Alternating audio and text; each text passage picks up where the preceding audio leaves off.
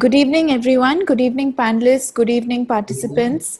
Welcome to Hand in Hand Academy for Social Entrepreneurship's Webinar 3.0, Entrepreneurship at the Bottom of the Pyramid.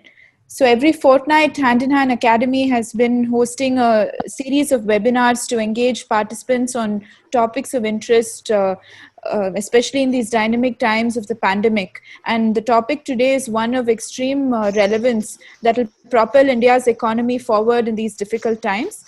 I'm very pleased to have a very eminent group of panelists here with us today, and I will just take a few minutes to introduce them and then hand over to Srinivas. So Professor Thillai Rajan is a professor of management and corporate finance, Department of Management Studies, IIT Madras. His teaching and research areas include corporate finance, project and infrastructure finance, public-private partnerships, and venture capitals. In 2020, he co-founded Innovation, Venturing, and Entrepreneurship in India Network, a unique partnership between leading institutions in the country and Vinos Venture Engine, a business intelligence and analytics platform for early-stage startups and investors.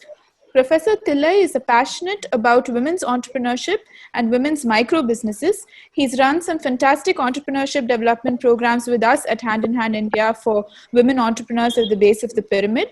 He has received graduate degrees in chemical engineering and biological sciences from BITS Pilani and has completed his PhD from Indian Institute of Management at Bangalore, where he received the Jawaharlal Nehru Fellowship for his thesis work. We're extremely pleased to have you here today to throw light on various models of entrepreneurship at the bottom of the pyramid and listen to your personal experiences in this field. Thank you for being here today, sir. Ms. Monica Bal is the CEO, Beauty and Wellness Sector Skill Council, a not-for-profit organization promoted by CII with financial support from NSDC under the aegis of the Ministry of Skill Development and Entrepreneurship. Prior to this, Ms. Bal was the Senior Vice President of Southeast Asia at VLCC. She has 24 years of experience in the field of health, beauty, wellness, dermatology, and education. She has a progressive 13 years of multifunctional experience in business development, operation, and sales. We welcome Ms. Monica Bal to today's session. She will throw light on the beauty and wellness sector and how it has been affected by the pandemic. We have several entrepreneurs here today who have set up their own beauty parlors across India, eagerly waiting to listen to you, ma'am, and we welcome you to the session. Dr. UA Balasubramaniam is the former general manager of Indian Bank and the former principal of Image. He is a veteran in learning and development. He is a development specialist in the banking sector with a wealth of teaching and training experience spanning nearly 4 decades. He has served with Image, Indian Bank Academy for Growth and Excellence, for over 31 years, including which he has trained 1,000 middle, senior, and top management officers of the banking industry. He was an advisor training to the CMD and the board of Indian Bank and is a visiting professor with NIBM and Image. He has several accomplishments on the academic front and has guided over 75 masters and 12 doctoral students in the fields of extension education and rural development. He also holds the privilege of being a member of the governing council of the Bankers Institute for Rural Development, NABARD, Mangalore, for 2 years. He is also a trustee at Hand in Hand Academy for Social Entrepreneurship. We welcome you, sir, and look forward to you sharing your experience in today's session. Thank you. The last panelist, Dr. Madhu Sharan, is a livelihoods and gender specialist with over 2 decades of extensive field research and global work experience to her credit. She has worked at senior management levels and has actively engaged with multiple stakeholders, including central and state governments, civil society organizations, multilateral agencies, and academia. She has also worked with the Asian Development Bank and the GIZ, among other organizations, on projects related to women empowerment, financial inclusion, and livelihoods promotion.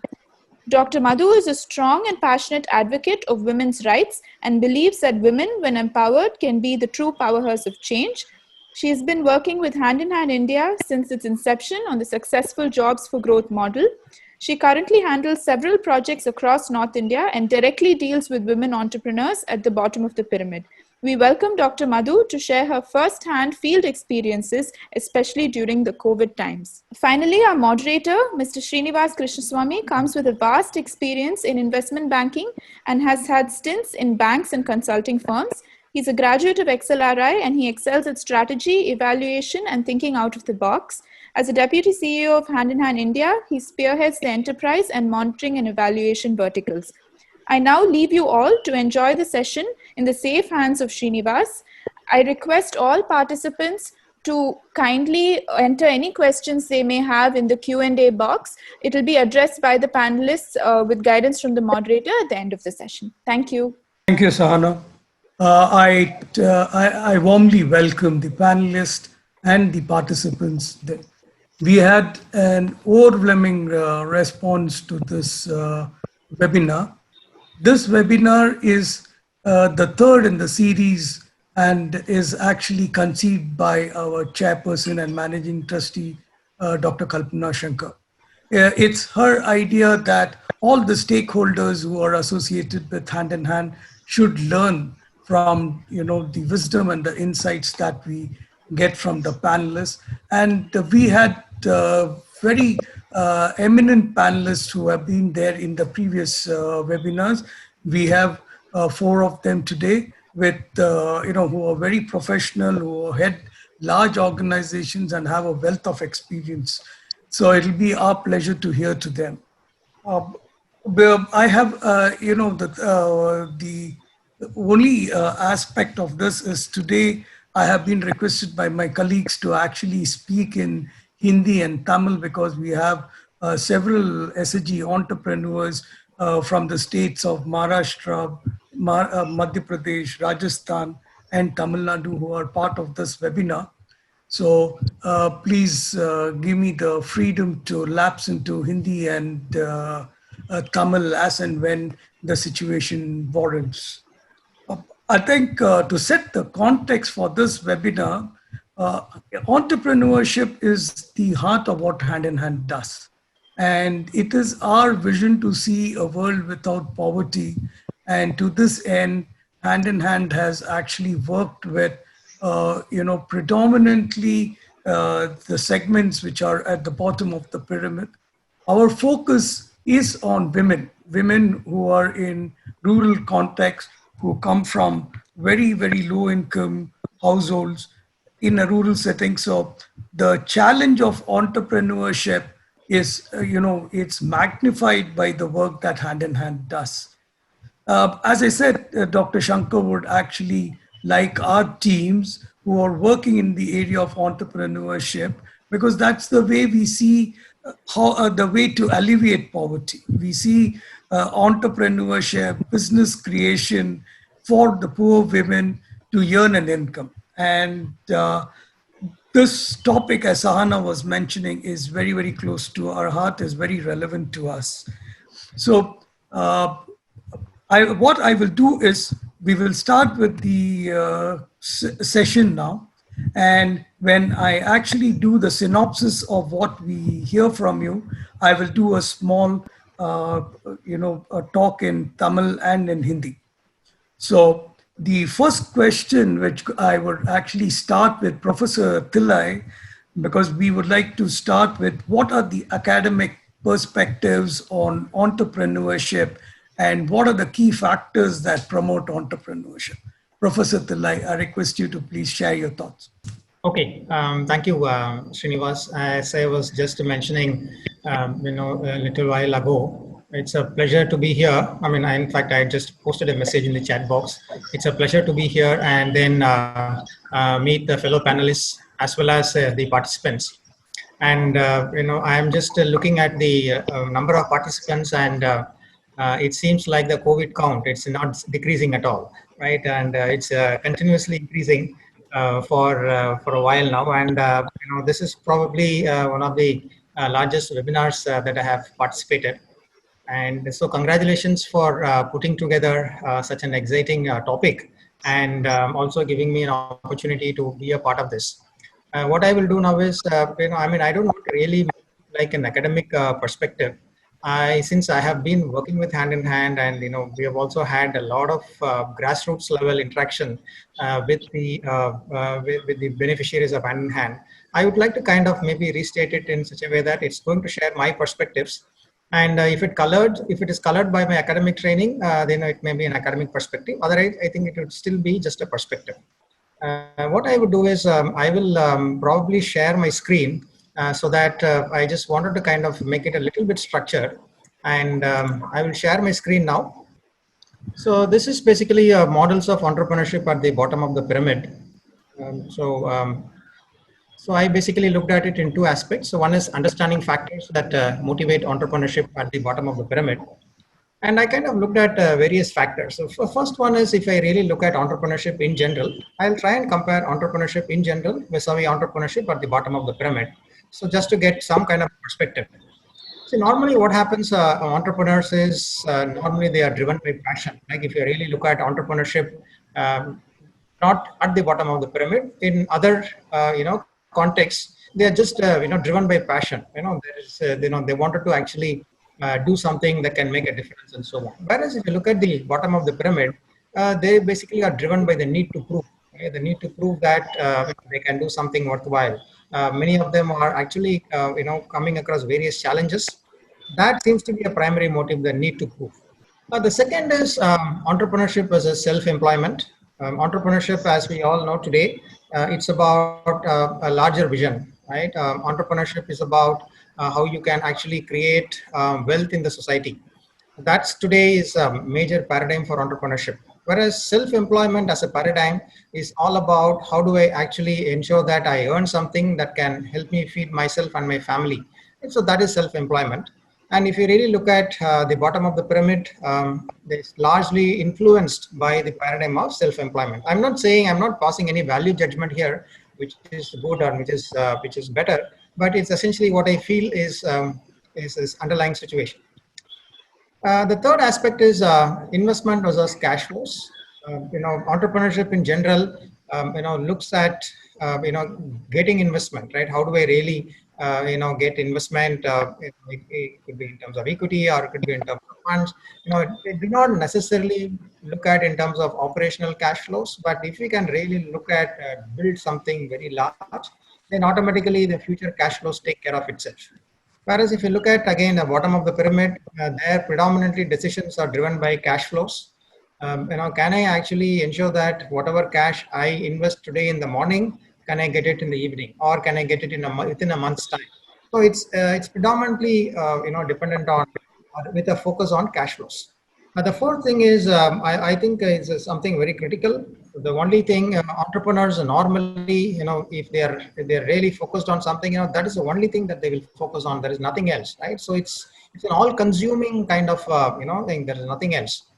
They don't care about anything else. But whereas if you look at entrepreneurship, particularly women entrepreneurship at the bottom of the pyramid, they have to really look at balancing multiple things. They have to look at balancing family. They have to really look at taking care of the education of the children.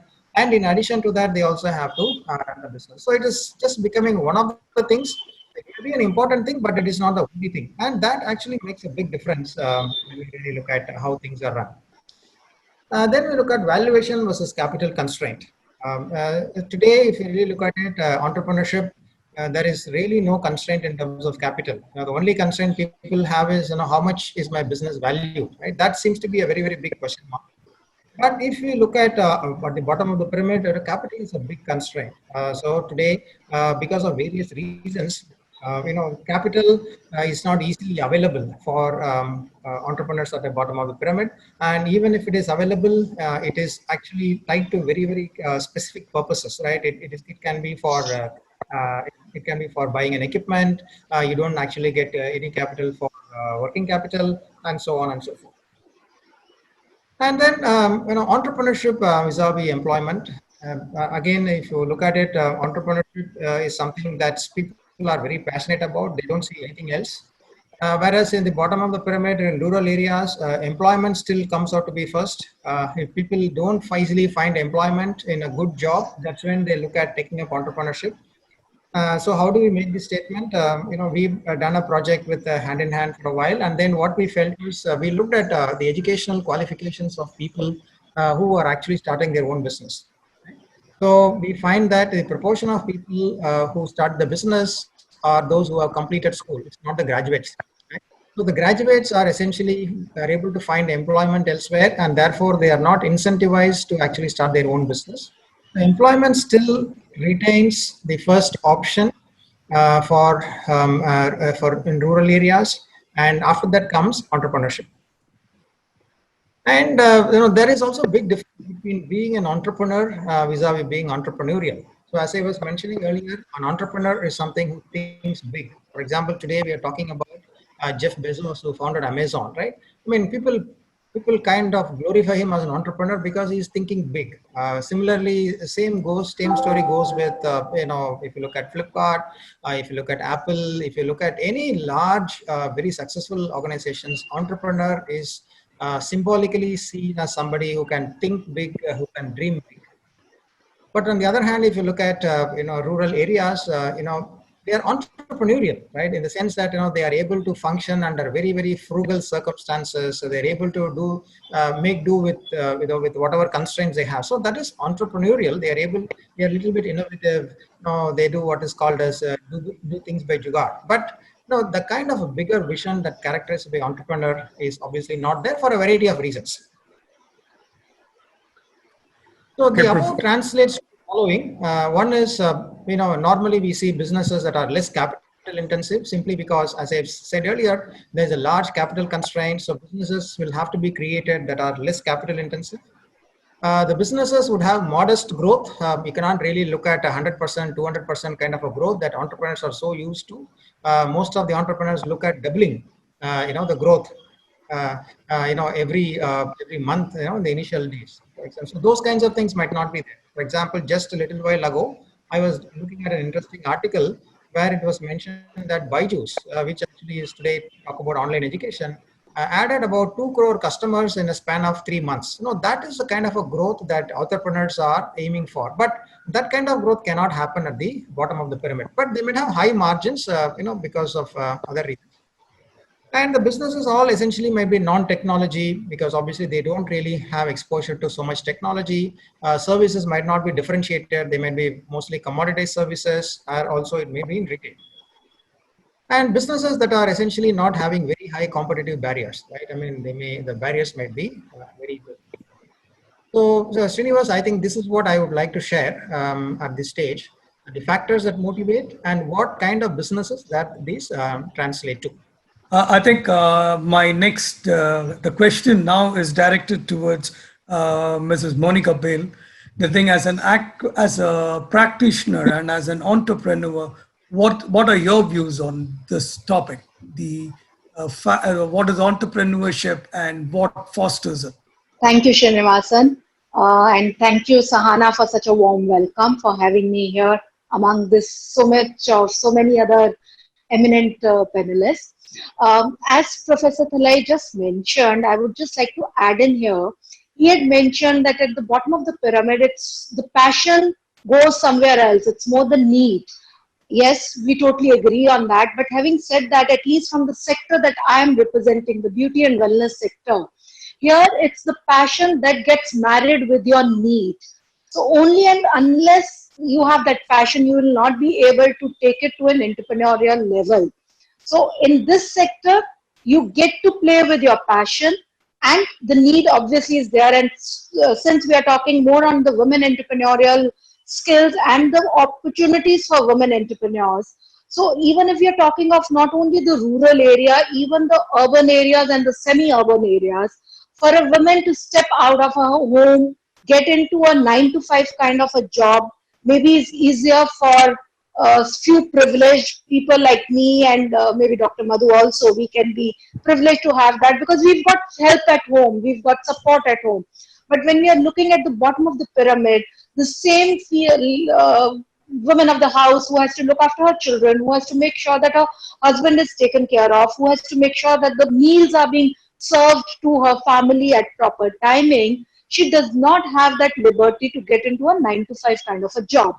So in that case, an entrepreneurial skill, which has a part of it which comes from her own passion, drives her to a different level. Having said so, in the current scenario, when we are moving towards a gig economy in India, it's the entrepreneurial skills that is gonna come forth, and the entrepreneurs at a smaller level. What we are gonna see, yes, pre-pandemic and post-pandemic also, the scenario that was there before March 2020 in India, and again I would take it to March 2021. The entire this financial year would be in the midst of this pandemic coming and going, and we finding a cure for it, at least vaccine till that time. Gig economy is which is gonna take India to the next level, and India being the youngest nation has to take advantage of it at this stage. This is the right time for us to take advantage of a demographic dividend. So hand holding at that level, at the bottom of the pyramid, from where you convert a job seeker to a job giver. It need not be that they will have to get into a big entrepreneurial venture where they will have to give opportunity to thousands of people. No. In our sector, what we say is that after you've done your studies, after you've been trained in the skill that's of your choice and that's of your passion, and you start even a small setup, either within your home or as an outsourced kind of a venture that you're starting, which is like a home service kind, or maybe a freelancing in our language it is called, you end up giving opportunity of a job to 2 or 3 of your more colleagues or of your peer students. So gig economy, where every person who moves from a job seeker to a job giver gets in a circle to give an opportunity to 3 to 4 people, is where India is heading at. And we all, associations and this thing, companies like you, hand in hand, which are working at the grassroots level, have to come forth to help these individuals get into that entrepreneurial level, help them with the little capital requirement that may be needed at that point of time to get them started, give them those business skills, that entrepreneurial skill, that upselling skills, handhold them, and see how the Indian economy grows. So Okay, that's my thank take you. on it, Srinivas. Okay, thank you, Monica ji. I think the question now then goes to our management consultant, Dr. Balu. What do you think? I mean to say, you have seen perspectives of entrepreneurship in larger organizations. What do you think are the important things here? Thank you very much, Mr. Srinivasan. See, the concept of the definition of entrepreneurship remaining same. The classification of entrepreneurship is going on changing, and today's definition of entrepreneurship has brought in a lot of wannabe entrepreneurs into this sector. Let me look from the human side of enterprise and entrepreneurship. See, my family is a very big family, and it has got 2 types of entrepreneurs. One sector they deal with MSME, and another sector deals with farming community. My MSME family today, we have about 63.3 million enterprises, and we employ about 150 million people, and we give self-employment to the extent of nearly 120 million people. And even before this pandemic, all these, this type of my family members, they have experienced what is called delayed payments. They have also experienced, unskilled laborers. They have also experienced, other problems. And this pandemic has also added something to it. Today, we are, what it has done is we are not able to get the cash flows. Our revenue has become virtually zero. And adding fuel to fire, we have to make payments for rent, expenses, salaries, and so on. This is one side of the story. The other side of the story, my other family member is the farming community. Who contribute at least 50% of the GDP of what MSME contributes. This type of people, 85% of them or 82% of them are small and marginal farmers. And the average size of the holding is about 0.33 hectares. And this, one thing, India is primarily based on rural community and farming, and India is totally dependent on these farm agriculturists. Many of the enterprises are also depending on agriculture. And if you take this case, this type of farmers, they not only face this type of calamity which you are seeing now, pandemic, they have been affected by what is called natural calamities. And Dr. Balu, can I, sorry to interrupt here. I mean to say we will discuss these issues later, but in your sense of thing, how did you take the entrepreneur skills in the two communities? What would you like to tell the audience? These people are no, see, there are no, Ratan Tata beautifully put in two words. He said, in the entrepreneurs, there are two types of people. One is that I face, let me face the challenge, let me not, take it bone from side, and let me work and then come out of this successfully. The other side is that, that it is not called a problem or issue, but let me take it as a challenge. And these two type of people are available in this. Today, this problem here in this sector now is post-pandemic season. We cannot work from home. And it has been purely taught that, this pandemic has taught us that everyone is equal. And what we should look into now is that you see, even though I want to tell you one thing. Even in 1914, when Thomas Alva Edison's factory was burned, and he said to his son, "Let us not worry about this. Because of this, all our past mistakes have been totally buried, and let us look into future." And like this, now all these great entrepreneurs, what we should look into, we should not give up. We should live up. We should not go through. We should go through all this process. And certainly, we will be successful. What two things are required today is patience, and then faith. Shraddha and, sabur. These are two things which are required under situation. And certainly, we'll be able to overcome this whatever that is happening today. Thank you, Dr. Balu. I request now Madhusharan to give her perspectives on entrepreneurship, what she's seeing on the ground. And I think there were several factors mentioned by the previous panelists. I think if you can pick up on a few of them and tell us what is relevant at the bottom of the pyramid. What do you see as a practitioner, Madhu? Yeah, thank you so much, Srinivas. As I see hand in hand India's work across the states of Central and North India, primarily in states of Rajasthan, Madhya Pradesh, Punjab, and Bihar, I will be sharing my experiences about entrepreneurship at the bottom of the pyramid for rural women entrepreneurs. And I'm so happy to be speaking after all the panelists, because everything that Professor Pillai, Ms. Monica, Dr. Balu have said completely falls in line with what we are doing, Srinivas, with our rural women entrepreneurs. So to begin with, just three things I would like to say. First is that there is a huge untapped potential to promote entrepreneurship among rural women entrepreneurs, because the need for the poverty and the need for survival is that much higher. Having said that, if and only if the barriers to entrepreneurship are addressed, women can scale to any heights. As Monica was saying, it is the need, it is the passion, both which have to be addressed. And the barriers that we see in our rural women entrepreneurs of Central and North India are largely cultural and social. Of course, I cannot negate the economic factors of credit and market linkages when I talk about factors that foster entrepreneurship, but primarily it is the cultural barriers of lack of mobility, lack of decision-making ability, parda, ghungat, as you know.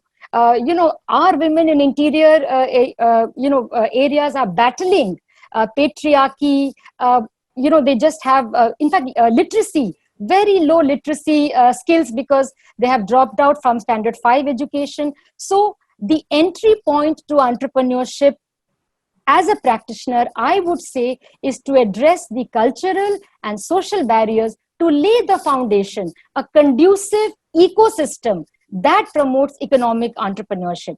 Having said that, Srinivas, the hand-in-hand model is actually what we try to do across Tamil Nadu and the northern states.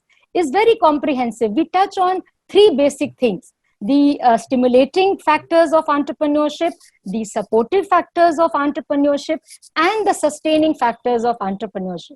Stimulating factors, I would say, when we identify the right kind of entrepreneurs and build their technical competencies in terms of skilling them, in terms of providing financial literacy, which has been a very big focus in Hand over the past 4 years and has reaped tremendous benefits. Then, of course, training like human rights, institutional rights. Coming to the supporting factors, I would say credit. And here I must add that Hand microfinance company, Belstar, has done a commendable job of not just giving credit, but giving a credit plus in terms of skilling, market linkages, because it really helps rural women upscale their enterprises. And finally, the sustaining factors that foster entrepreneurship. Sustaining factors because most of our projects, Srinivas, as you know, are donor driven. They have 3 to 5 years. Having worked so much with rural women, we are promoting now in Hand across our 17 states, women-led institutions, people's institution at the grassroots, what we call cluster level network, to take forward the spirit of entrepreneurship. So in all this, what we try to do is create a holistic, conducive ecosystem that impacts behavior change to lay the foundation for entrepreneurship. Okay, thank you, Madhu. I think that sets the context for the further progress of this webinar. I think I'll take the question next to Professor Thillai. Professor Thillai, you have been actually working with a lot of grassroots entrepreneurs when you actually profile them for your articles in Tamil magazines.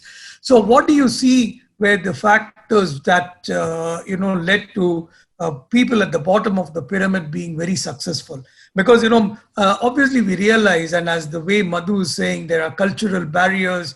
As Professor Balu was saying, there are constraints that come from the environment. And I think, as Monica was saying, that there are issues related to the need factors that are there.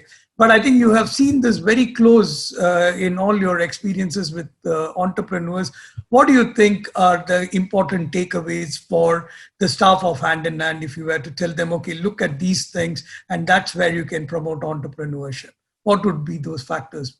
Okay, fine. Let me kind of rephrase this question a bit. So in fact, I was looking at your this flow of talk. And so broadly, it was mentioned about, the competencies that needs to be built in a post-COVID business environment. And so I kind of marry that vis-a-vis what you have just asked, in the sense that, let me kind of look back and then think what is to be needed, for making successful business post-COVID. So the way I look at it is I can categorize into two types. One is businesses that meet the needs of the local and neighborhood markets, right? For example, there is business within the street, within the village, or maybe the next village. So that I would call businesses that largely cater to meeting the local and neighborhood markets. And I think those are kind of businesses are really large. For example, all the tailoring shops, all the beauty parlors, most of them are essentially being set up to meet the local and neighborhood markets. So these businesses should actually be prepared for business disruption. So for example, I think it is very critical that today more than the disease itself, it is the quarantine that the people are really afraid of the most, because that kind of breaks the bone economically. 14 days being in quarantine, and not only them, but then all the people whom they have been in touch with. So essentially, if it really happens, that can be a significant business disruption. Now, we are really looking at a case where most of the businesses cannot afford to actually even miss a single day of business, right? So in that case, really looking at 2 weeks off, it is going to be significant. So therefore, businesses will have to somehow I would say develop the depth to be able to deal with this kind of disruption. So remember, these kind of disruptions is not going to be seen in a very compassionate manner by the funding agencies. Ultimately, at the end of the day, they are going to really look at it. Okay, the loans are being paid on time, and so on and so forth.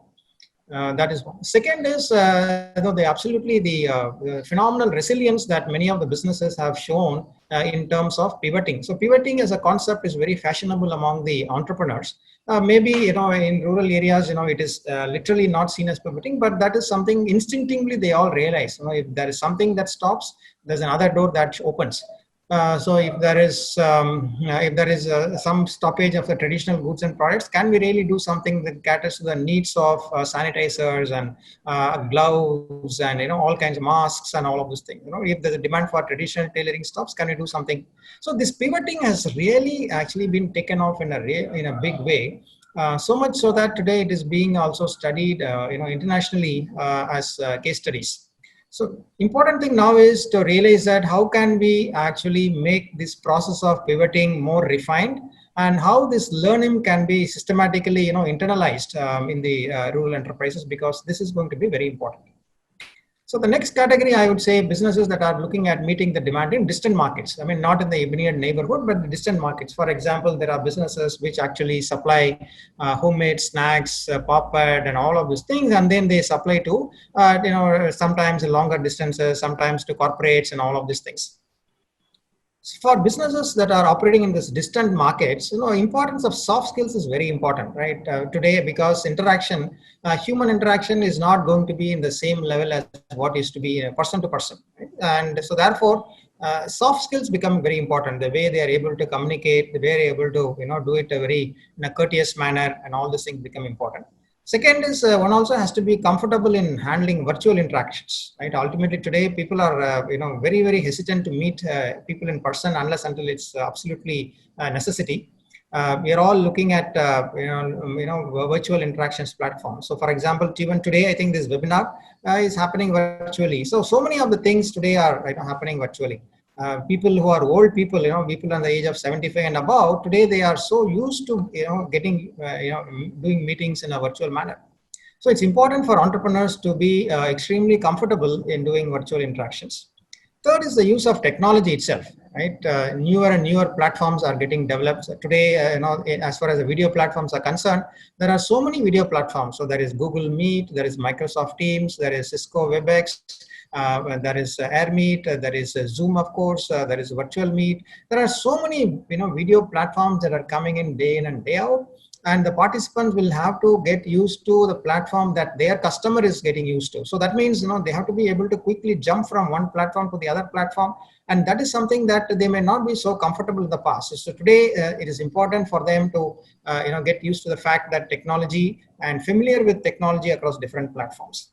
And fourth, the more they do things online, now this is actually very important. What comes along with it is that, you have to be open to be a part of the formal economy. It's not that only if you have a bank account, or only if you have a PAN number, or only if you have, electricity connection formally, that you are part of the formal economy. The moment business gets online, automatically they get engaged to be a part of the formal economy. And being part of the formal economy brings with it a whole lot of other things. So it's important that entrepreneurs be comfortable and be open to be a part of the formal economy. I'm saying that this is a welcome trend in the sense that over the years, recently, more and more entrepreneurs have realized the importance, sometimes being forced to do so, or whatever it may be, to be a part of the formal economy. But now it is important in a post-COVID environment, if they have to do business online, if they have to use technology, that they also embrace and welcome to being a part of the formal economy. So that's Thank you. Okay. Thanks, Professor. Sorry, I thought you were concluding your points that were there. I think what you mentioned is absolutely the most important thing. And to tell you what Hand in Hand is doing, I would actually pose that question to Madhu later. But I think from the points that you have mentioned, my natural question next is to Monica ji. With this, face-to-face and this human touch now missing in a sector like yours, how are you seeing people in your sector coping up with this? And I think this brings to the question that we were actually very keen to hear from you. How is this COVID affecting the beauty and wellness sector? Okay, let me take the second part of the question first. Yes, COVID has affected our industry in a very bad manner. And in fact, most of the industry for that matter, which are into services, which are into service delivery, whether it's airlines, whether it is hotel services, whether it's your beauty and wellness services, and ours all the more reason because ours is a touch and feel industry. You cannot be standing at about 2 meters away from your client and doing the services. You will have to be in close contact with your client. But how we've come out of it and what all preventions has the industry taken, I would like to now come on that. In fact, ours was again one of the first industries. March 22nd was when COVID was formally announced, and we were announced to get into a lockdown starting from 25th of March. First week of April, Beauty and Wellness Sector Scale Council, the council that I'm representing, was the first one to come out with the guidelines. And these guidelines have been approved by doctors from AIIMS and by Ministry of Skill Development. And these have taken into account each and everything that a client or a service provider may have to go through during their phase of getting a treatment or a service done in our sector. And when I talk about our sector, it includes salons, yes, it includes yoga, it includes gyms, it includes nutrition, it includes beauty advisors. So it's a vast sector. It's not just beauty, it's rejuvenation therapies also. It's alternate therapies like Ayurveda, naturopathy, everything comes in. So we were the first ones to come out with the guidelines, while the Ministry of Health and Family Welfare was also moving from a 1 meter distance to a 2 meter distance. So that was the time we were already out. Our industry then took it upon themselves. They've got the training done. And we, at our level from Beauty and Wellness Sector Scale Council, we've got these guidelines translated into 11 Indian languages. We've got Tamil, we've got Kannada, we've got Telugu, we've got Punjabi, we've got English, Hindi, obviously, Marathi, Gujarati, Odia, Assamese, all the 11 languages, we've got them. After that, we went into a second mode of rendition of these guidelines into an animated audio-visual format. As mentioned already by Madhu before, that the skilling industry that we are primarily talking of and the bottom of the pyramid that we are talking of, people do not come from a very high educational qualification there.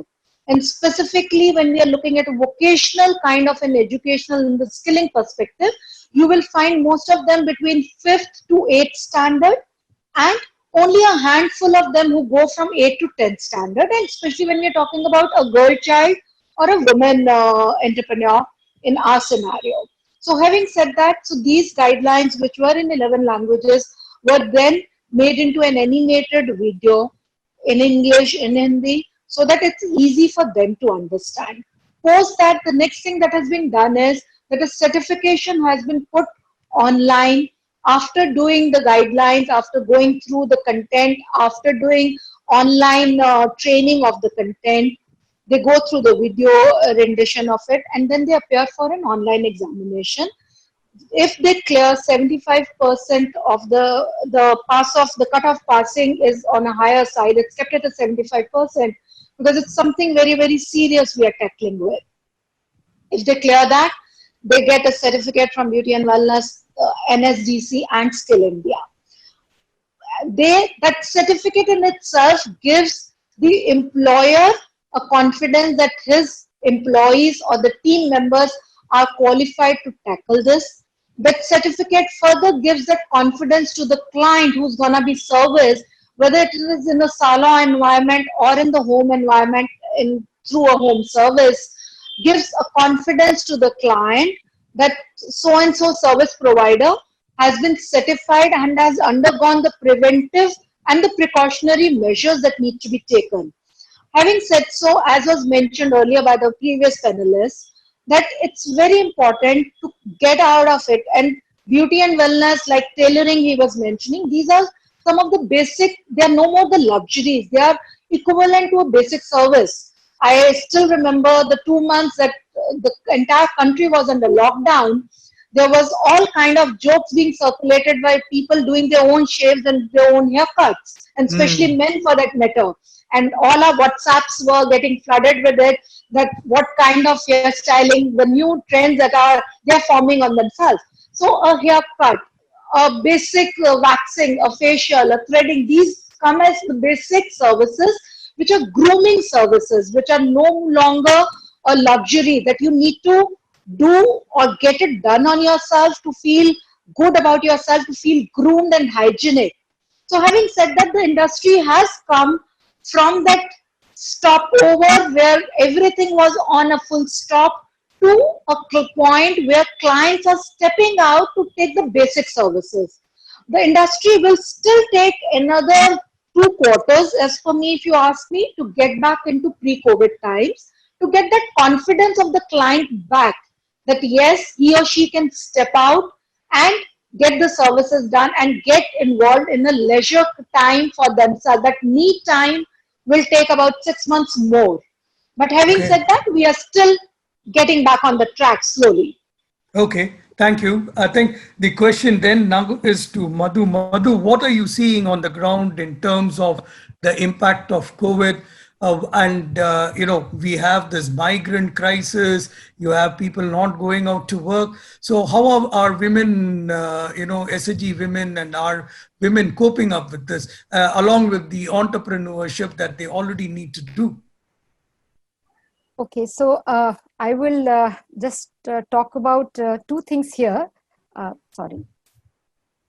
Yeah.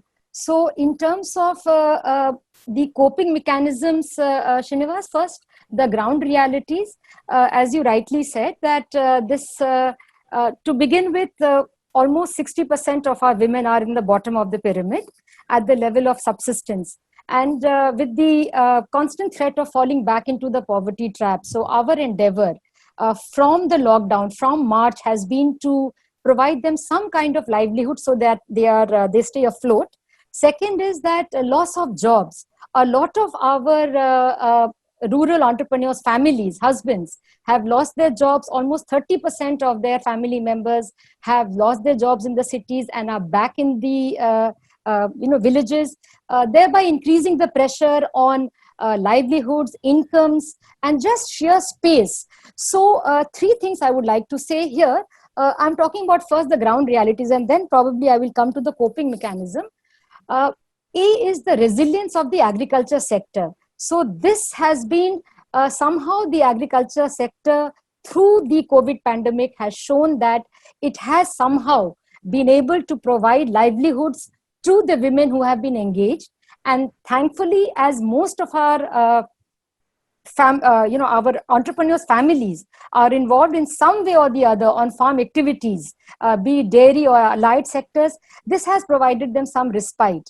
The second thing that the pandemic has thrown is that loss of jobs. And here again, the coping mechanism has been, Srinivas, that our team has really stepped up. So the government came up with, especially in North India, in Bihar, Rajasthan, MP, with a lot of special COVID relief measures of food rations and of Jan Dhan account transfers. So our team actually got up on the feet, and they actually made sure that all these government schemes of money transfers, like today in Madhya Pradesh and Rajasthan, the MSME sector, there is this street vendor scheme where these hawkers and street vendors are entitled to a loan of 10,000. The guarantee is covered by the government. So our team is just busy facilitating all these schemes to the bank accounts of rural women. This is one side of the story. The other side is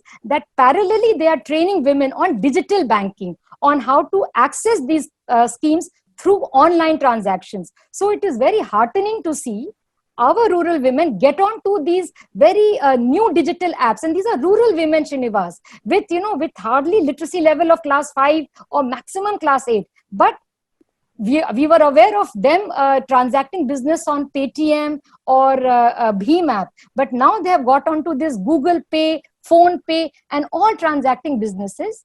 So that is a heartening thing that, we are just linking the women with access to the government schemes to just keep them at, their livelihoods high. The third aspect I want to touch upon is a very serious aspect, and that is the issue of mental health, which has really impacted our families because, as I said, increasing incidence of mental health issues, including violence, because you have homestay husbands, you have children at home, there is pressure on cramped spaces, large families, because in the north, people stay in joint setups. So here again, our team has stepped up in terms of our own mobilizers providing mental health counseling. Because of the sheer familiarity with the rural women entrepreneurs, they are providing this counseling. Another aspect of, like I was talking about, the conducive ecosystem. So what we have done is, we have set up these small child care centers, learning centers, social distancing, where we get the children of the entrepreneurs to stay for almost 3 to 4 hours so that they are engaged in learning, but parallelly so that the women entrepreneurs have that much time to pursue their entrepreneurship, so that they continue to be engaged in livelihoods. So these are some of the coping mechanisms. Finally, also, the role of social media platform I would like to touch upon. For example, just an example so because of the initial 2 months of the pandemic, the entire transportation system was closed. There was a complete shutdown of transportation system. So the supply chain was affected. Supply chain of our apparel production, supply chain of our dairy production. And then, can you imagine, in a remote area like Dhar in Madhya Pradesh, 35 to 42 women got together on a WhatsApp digital platform to transact business among themselves on a mini B2B platform. So not only are they transacting business amongst themselves, but they have also got new customers, the local hotels, the local shopkeepers, to supply their vegetables, their milk production, and amongst each other, their apparel production. So this is the time that, as Professor Pillai was talking about, the social media technology has to really redefine, and even in rural entrepreneurship. And I must actually credit our CMT, Dr. Kalpana, who during our review meetings keeps talking about innovative, using digital technology in an innovative way to promote entrepreneurship.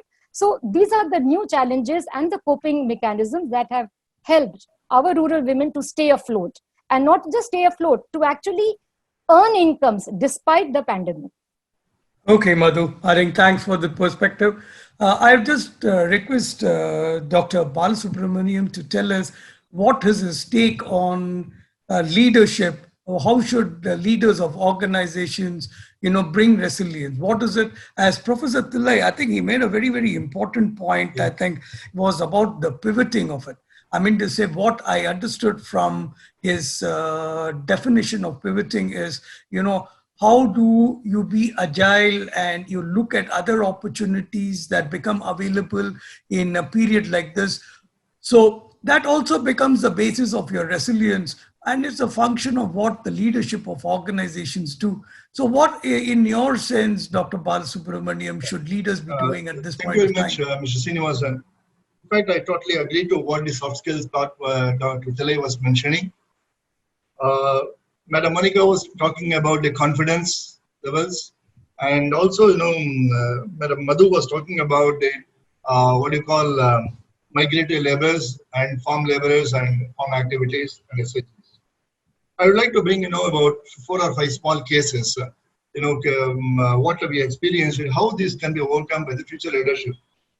One of the things which are required for future leadership is what is called visionary leadership. And how to come out from this such a calamity is also a big question. I'll give a live example of what has happened with Indian Bank. We are back in late 90s, Indian Bank was in deep trouble. And at that time, we don't know what we will do. We had a psychological fear, a fear psychosis was there. Rumors started spreading that bank will be closed and all people will lose jobs and all things, so X and Y, they started talking about it. At the time, an angel like Mrs. Ranjana Kumar came to us, a visionary leader who came to us. In her book, what is called A New Beginning, Dr. Abdul Kalam, the then president, he was giving a foreword. He said, what was the condition of Indian Bank? He said, it is like a patient with all attachments, and he was about to ready for surgery, and is in a critical care unit. That was the condition when Mrs. Ranjana Kumar took the leadership. And unlike others, she did not complain about any employees. Her first duty is that she wanted to build a self-confidence among the employees. Wherever she went, wherever she, she was talking either in RBI or government or with even bankers, she was telling that people are good, and then she brought in a self-confidence with us. And that is, she was talking about what will happen in 2010. She took charge in March 2000, but she was thinking about what will happen in 2010. This is the, she's like a mother for as goddess for us, and this is a visionary which she had brought in. Another thing which I would like to also mention about, again, about this fear, what will happen in a very difficult situation. If you know about the farmers of Nalagonda in Andhra Pradesh, these farmers, they were cultivating a lot of crops, and then, when tomato is grown, all of them will grow tomato, and then they lose the price. And such a situation, people are in trouble. 10 graduates who are not agriculturists, they came forward and they formed a trust. And what they did, in one of the farmer who has got just 2 acres of land, he gave about 75 cents, and they raised 25 crops in 50 cents, and they had integrated farming, and they brought newly introduced this. In a space of about 5 months, they spent 1.5 lakhs, they got a return of 3.2 lakhs. So this has proved today, if you go to Nalagonda district in Andhra Pradesh, this type of thing people have started taking up. And for this, what they did was they surveyed the nearby villages and they brought it. Another example, when the self-help group concept was introduced in Tamil Nadu, at the time it was merely on lending among themselves. I'm talking about early 90s, 1900, about late 1900s. And at the time, when the IFAD came into being, and Women Development Corporation, Development of Women Corporation also was there. I was given an assignment to identify the economic and non-economic activities for the women self-help groups. Dr. Kalpana Shankar was also there at the time as Assistant Project Officer in Tamil Nadu Women Development Corporation. We were able to identify 103 non-farm sector activities and 38 farm sector activities. And that proved to be, a very good livelihood for these self-help group women.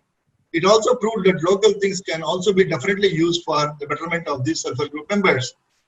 When the concept was introduced through NABARD in Pondicherry, in Puducherry state, Indian Bank was the sole operator for this. And at the time also, we were able to introduce this. In fact, I had good experiences that people, when they are given chances, when they are trained, they'll be able to better things. Example is Canva, Tamil Nadu Women in Agriculture. And I had experience with Women Youth Extension Training Program in Karnataka, where all the self-help group members, were very eager to take their own enterprises.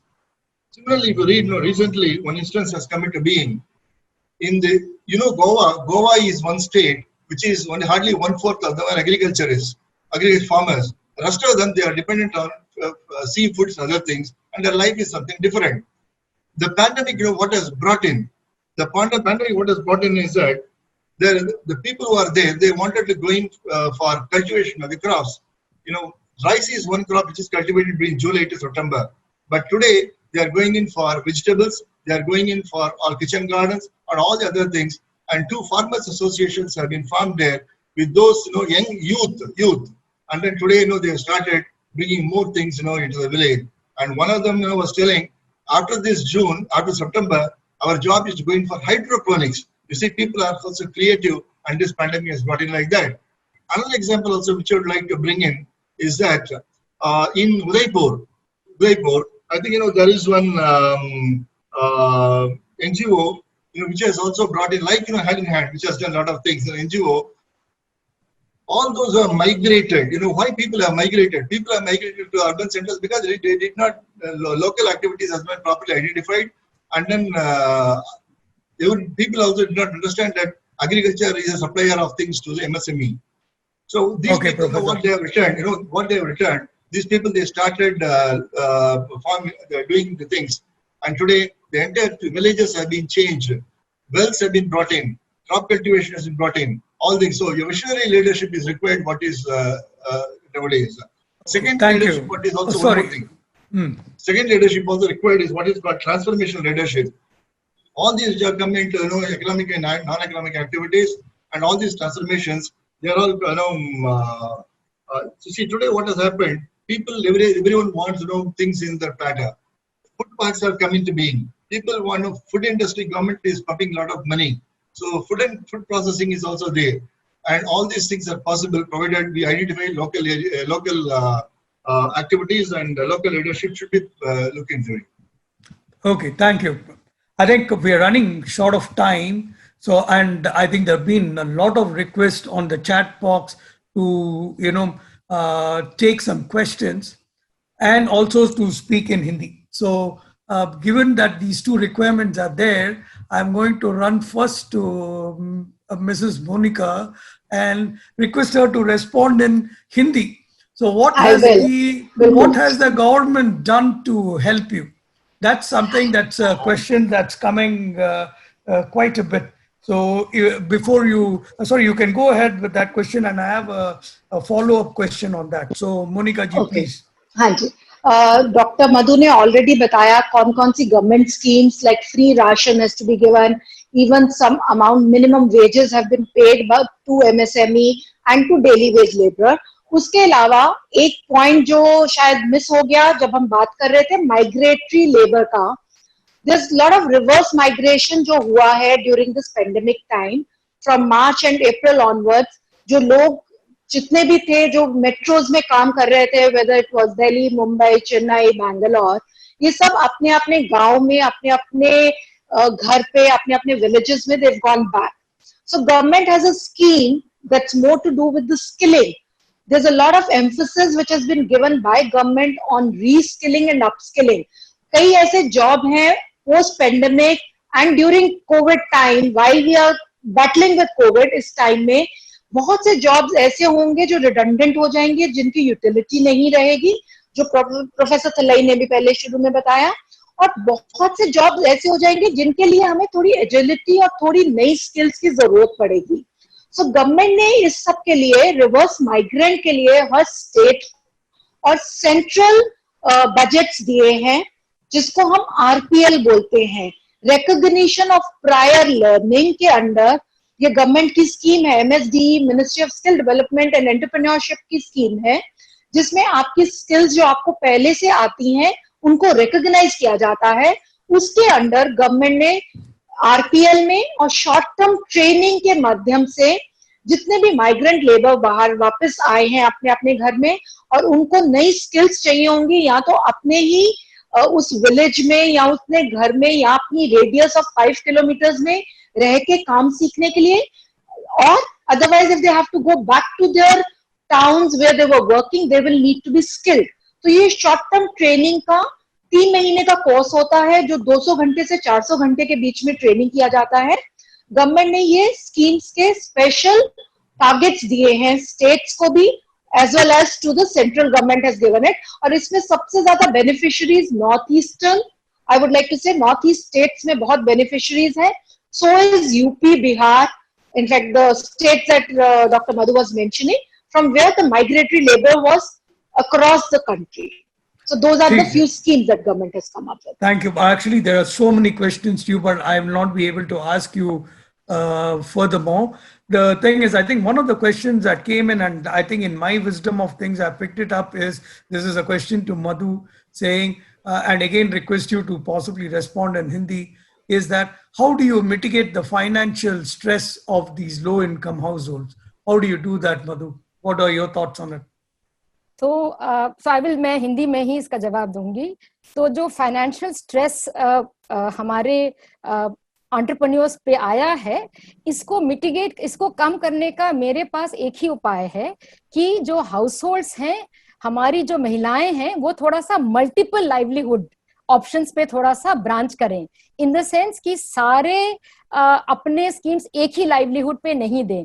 तो जैसे agriculture कर रही हैं, तो agriculture के साथ साथ अगर खेती बाड़ी है आपकी जो भी, इसके साथ साथ थोड़ा सा वेजिटेबल कल्टीवेशन, थोड़ा सा इसमें इसको कंबाइन कर लीजिए. अपने धान चावल की खेती के साथ साथ किचन गार्डन, वेजिटेबल कल्टीवेशन. अगर आप टेलरिंग में हैं तो टेलरिंग को थोड़ा सा एग्रीकल्चर के साथ जरा सा प्रमोट कीजिए, क्योंकि ये टाइम जो है ये बहुत ही अनसर्टेन है, और अनसर्टेन में हमें जितना तक हो सके थोड़ा सा लाइवलीहुड ऑप्शंस को ऑल्टरनेट करना चाहिए, एक्सपैंड करना चाहिए. छोटा सा उदाहरण दूंगी. एक पंजाब में जैसे हम बहुत सारे महिलाओं को हम ग्रुप बेस्ड एंटरप्राइजेस प्रमोट कर रहे हैं, तो इसमें क्या है कि महिलाएं फॉर एग्जाम्पल आरओ यूनिट, वो ड्रिंकिंग वाटर यूनिट सप्लाई करती थी गांव के कुछ घरों में, लेकिन पैंडेमिक हो गया तो जो गांव के और घर थे उनको पानी मिलना बंद हो गया।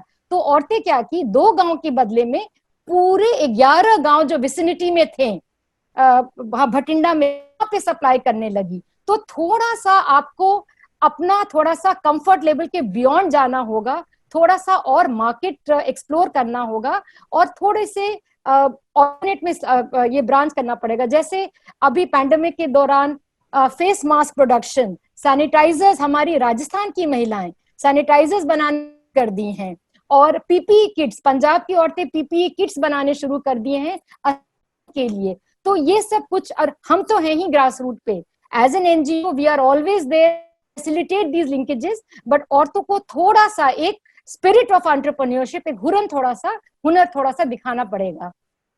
Thank you, Madhu. I think for the Tamil audience, I don't have the time to translate, so I will request my other 2 panelists. I think there are a lot of questions to you, Professor Tillai. I think I will take some 2 important ones and request you to please respond in Tamil. I think one of the questions that has come about is, how are you in your institution motivating students to take entrepreneurship? And I think the follow-up question on that is, how is social entrepreneurship relevant at these times? So I want you to take this question, and then there is one immediate follow-up question is, what do you see is the role of digital marketing in these times? So request you to respond in Tamil, Professor Tillai. Okay, thank you, Srinivas. So இப்போ முதல்ல பார்த்தோம்னா IIT வந்து ஸ்டூடெண்ட்ஸ்க்கு வந்து என்ன மாதிரி help பண்ணுறாங்க, இந்த மாதிரி தொழில் முனைவோருக்காக ஸ்டூடெண்ட்ஸ்க்கு என்ன மாதிரி ஹெல்ப் பண்ணுறாங்க, அது முதல் கேள்வி. அது வந்து 2 தடவை பார்க்கலாம். ஒன்று வந்து ஐஐடியில் படிக்கிற ஸ்டூடெண்ட்ஸ்க்கு என்ன ஹெல்ப் பண்ணுறாங்க, இல்லை வெளியில் இருக்கிற ஸ்டூடெண்ட்ஸ்க்கு எப்படி ஹெல்ப் பண்ணுறாங்க அப்படின்ற பொறுத்து. இப்போ ஐஐடியில் இருக்கிற ஸ்டூடெண்ட்ஸ்க்கு என்ன ஹெல்ப் பண்ணுறாங்கிறது வந்து இந்த ஃபோரமில் வந்து நம்ம ரொம்ப டைம் ஸ்பெடுத்துக்க தேவையில்லை. நான் வந்து பொதுவாகவே வெளியே இருக்கிற ஸ்டூடெண்ட்ஸுக்கு வந்து ஐஐடி என்ன மாதிரி ஒரு ஹெல்ப் பண்ணுறாங்க அப்படின்னு சொல்கிறேன் நான். ஸோ மெதுவாக பார்த்தோம்னா ஐஐடியில் வந்து இப்போ புதுசாக ஒரு ஐஐடி மெட்ராஸ் ரிசர்ச் பார்க்னு அப்படின்னு திறந்திருக்காங்க. அது இந்த ரிசர்ச் பார்க்ல வந்து இன்குபேஷன் செல்னு ஒரு ஆர்கனைசேஷன் இருக்கு. அந்த இன்குபேஷன் செல் வந்து இந்த மாதிரி நிறைய ஸ்டூடெண்ட்ஸ்லாம் எந்த மாதிரி ஒரு ஸ்டார்ட் அப்ஸ்லாம் தொழில் முனைவர்கள்லாம் ஸ்டார்ட் பண்றாங்களோ அந்த மாதிரி ஸ்டூடெண்ட்ஸ்க்குலாம் வந்து கைட்லைன்ஸ் கொடுக்குறாங்க. அந்த இன்குபேஷனுக்கு செலக்ட்னா அவங்களுக்கு ஸ்பேஸ் கொடுக்குறாங்க. ஸோ இந்த மாதிரி கொஞ்சம் வந்து எல்லாமே நர்ச்சர் பண்றாங்க ஸ்டூடெண்ட்ஸ்க்காக. அது மட்டும் இல்லாம ஐஐடியில் வந்து ஆண்டர்பிரினர்ஷிப் வீக் அப்படின்றது வந்து ஜனவரி மாதம், ஒவ்வொரு வருஷமும் ஜனவரி மாதம் வந்து ஆண்டர்பிரினர்ஷிப் வீக் அப்படின்னு ஒரு இது நடக்கும், ஒரு ஈவெண்ட் நடக்கும். அந்த ஈவெண்ட்ல வந்து இந்த மாதிரி ஸ்டூடெண்ட்ஸ் தொழில் முனைவர்கள், பலதரப்பட்ட ஸ்டூடெண்ட்ஸ் தொழில் முனைவர்கள்லாம் கூப்பிட்டு வந்து ஒரு கைடன்ஸ், காம்படிஷன், கான்டெஸ்ட் இந்த மாதிரிலாம் நடத்தி ஒரு ஆண்டர்பிரினர்ஷிப்னா என்ன அப்படி ஒரு இன்ட்ரோடக்ஷன் கொடுத்து, ஆண்டர்பிரினர்ஸ் கூட ஒரு ஃபெமிலியரைசேஷன், அவங்க கூட ஒரு இன்ட்ராக்ஷன் அப்படிலாம் பண்ணி தே ஜஸ்ட் என்ஷூர் தட் அந்த ஒரு ஸ்பிரிட் ஆஃப் ஆண்டர்பிரினர்ஷிப் வந்து rubs off all everybody. So இது வந்து ஐஐடி வந்து ஜென்ரலாக பண்ணுறது.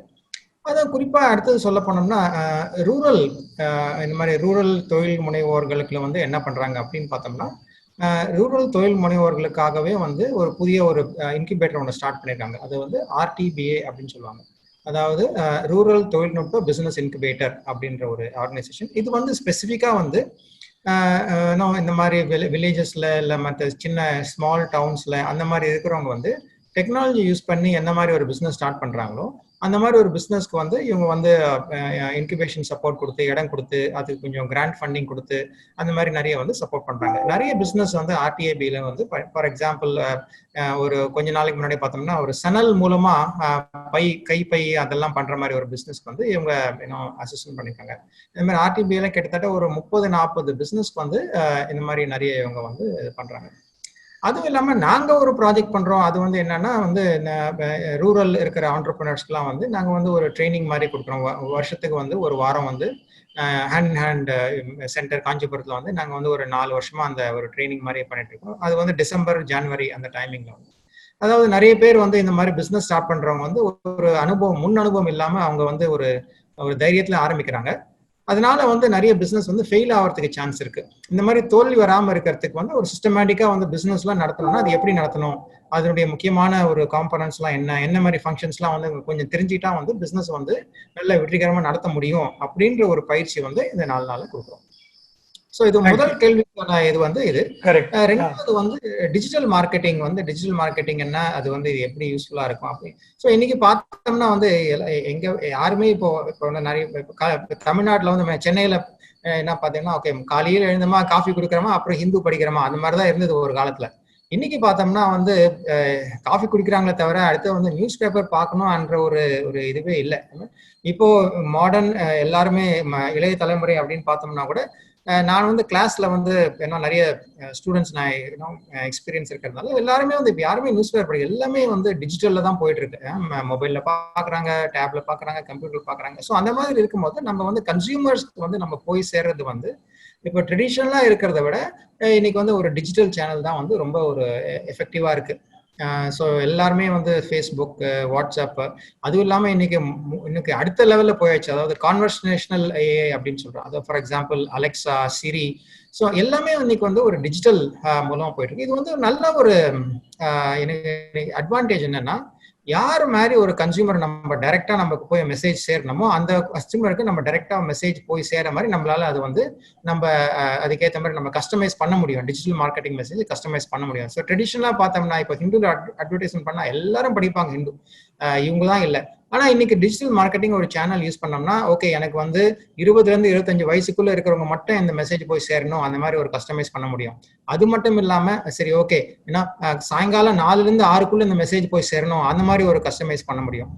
ஸோ அது இல்லாம சரி ஓகே நான் இது வாங்கிருக்காங்கன்னா ஏற்கனவே அந்த மாதிரி வாங்கினவங்களுக்கு மட்டும் இந்த மெசேஜ் போய் சார். ஸோ இந்த மாதிரி ஒரு நம்மளுக்கு எது தேவையோ, அதாவது வந்து ஒரு சர்ஜிக்கல் ப்ரிசிஷன் அப்படின்னு சொல்லுவாங்களே, எது தேவையோ அவங்களுக்கு மட்டும் கரெக்டா பார்த்து குறிப்பாத்து நம்ம மெசேஜ் இருக்கிறதுக்கான ஸ்பெசிபிலிட்டி வந்து டிஜிட்டல் மார்க்கெட்டிங்ல இருக்கு. அது மட்டும் எல்லாம் முதல்ல எல்லாம் இங்கிலீஷ்ல தான் இருந்தது தவிர இப்போ வந்து பார்த்தோம்னா நிறைய ரீஜனல் லாங்குவேஜ்ல நிறைய சப்போர்ட் இந்த டிஜிட்டல் மார்க்கெட்டிங்கு வர ஃபேஸ்புக் தமிழ்ல இருக்கு, கூகுள் தமிழ் சர்ச் இன்ஜின் தமிழ்ல இருக்கு. ஸோ எல்லாமே இப்போ வந்து ரீஜனல் லாங்குவேஜ் சப்போர்ட் நிறைய இருக்கு. ஸோ ரொம்ப ஒரு கன்வீனியன்டா போச்சு. 1000 ரூபாய் கொடுத்தா கூட நம்மளுக்கு ஏற்ற மாதிரி ஒரு ஆடியன்ஸ்க்கு அவங்க மேனுஃபேக்சர் பண்ணி நான் அவங்கள டிஜிட்டல் மார்க்கெட்டிங் பண்ண முடியும். ட்ரெடிஷனலா வந்து அந்த மாதிரி ஒரு ஃபிளெக்ஸ் பேனருக்கு என்ன ஒரு காசு எடுக்குமோ அந்த ஃபிளெக்ஸ் பேனர் காசை வச்சு நம்ம ஒரு டிஜிட்டல் மார்க்கெட்டிங் கேம்பெயின் பண்ணி முடிக்க முடியும் இன்னைக்கு காலகட்டத்தில். ஸோ இது வந்து ரொம்ப ஒரு வெரி வெரி இம்பார்ட்டன்ட் மீடியமா இருக்கு இன்னைக்கு for entrepreneurs. Thank you, Professor Thillai. I think I'm running very short on time. I think we've already gone beyond the time. There is only one question which I think I would request Dr. Balu to help us with this. The question is, how do you actually help the MSMEs to capture markets? I think the way Professor described it as distant markets. You have around a minute to answer that question, Dr. Balasubramaniam. Again, the question is, how does MSMEs capture markets which are far away from their local markets? How do they capture distant markets? See, only one point I would like to give in. See, in case of agriculture, when marketing was what was a question, the government of India came forward in bringing e-marketing, NAM they call, National Agriculture Marketing, where all the products will be brought in through digital. And then people will be given digital experience as to where to market, how to market, and then which is the minimum price to be fixed. Such thing is not available here. That type of marketing should be brought in. In fact, the government of India in recent days said they are going to have they are going to do agro MSME policy. The government is going to formulate. In that agro MSME policy also they are contemplating going for like e-marketing, digital marketing of these MSME products, and for this the cluster approach, training, all these things are being contemplated now. Okay, thank you, Prof. Thank you, Doctor. I think this brings us to the end of the webinar. I thank you all the panelists for giving us such wonderful insights. I think there's one question that's coming around is, Monica ji, the thing is that all the women are asking whether you can hold a webinar or you can tell them about what to do in the beauty and wellness sector. So on behalf of you, I've already said yes. So yes, bilkul ha. So my team members, everybody, and even the ladies who are here, since we couldn't actually have a more questions directed to you, there are several questions for you here. At your convenience, we request you to suggest some time, and then we will bring our entrepreneurs to meet you on the chat and or one of the Zoom calls. So that's a request. I can't fulfill it now, but I thank you very much for your insights, Monica ji, and I thank you all the panelists for giving us time. With this, we conclude this webinar. Thank you very much. Monica ji, I'll be in touch with you separately, and I will. Perfectly, Srinivas. It will be my pleasure to answer all the queries, whatever they have, and we can set up the time offline.